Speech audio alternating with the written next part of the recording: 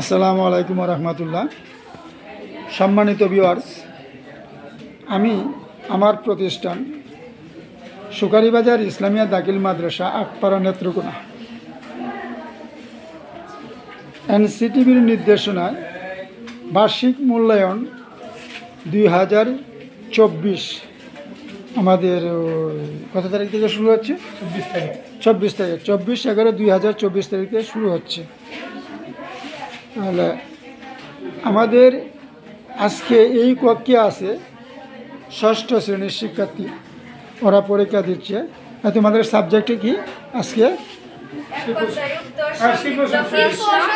শিল্প ও সংস্কৃতি সাবজেক্ট না? আচ্ছা, ওইটা ওই মূল্যায়ন যে একটা আগে তো অভিজ্ঞতা ভিত্তিক মূল্যায়ন করা হইতো, এটার মধ্যে কি এরকম আছে কি? আচ্ছা, তাহলে তাকে তোমাদের যে এই নৈভিত্তিক যে একটা বহু নির্বাচনী, হ্যাঁ, মানে ওই একটা প্রশ্ন থাকবে, 4টে উত্তর থাকবে, যে সঠিক উত্তরটা এটা তোমরা খাতায় লিখবা। এটা কি আছে? এক কথায় উত্তর, তারপরে সংক্ষিপ্ত প্রশ্ন আছে। এটা কত নম্বরের?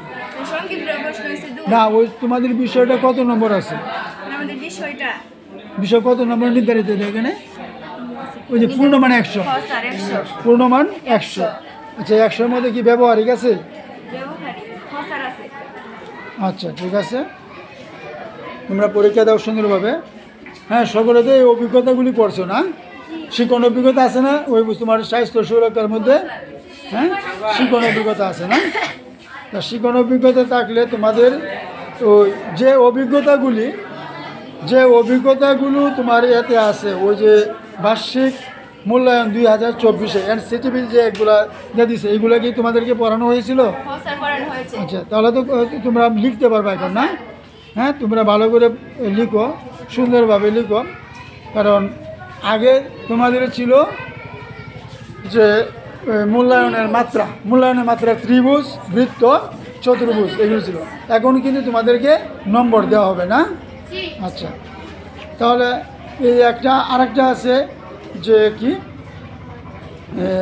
প্রেক্ষাপট নির্ভর, প্রেক্ষাপটযুক্ত আর প্রেক্ষাপটবিহীন, ওইটা তো এটা আমাদের নাই।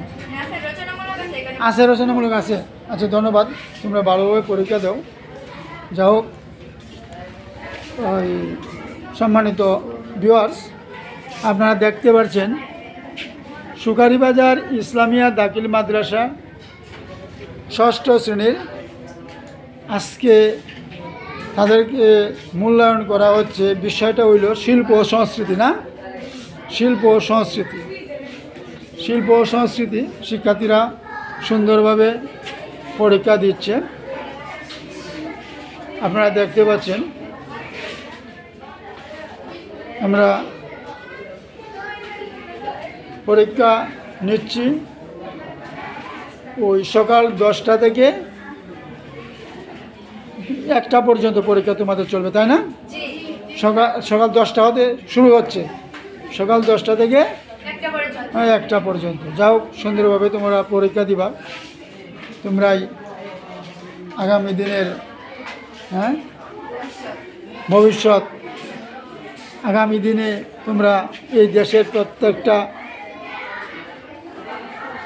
ওই বিষয়ে তোমরা সেবা দিবে, এই প্রত্যাশা রেখে আর দর্শকদের উদ্দেশ্যে আমি ওই শিক্ষার্থীর জন্য দোয়া চেয়ে আজকে এখানেই সমাপ্তি ঘোষণা করছি।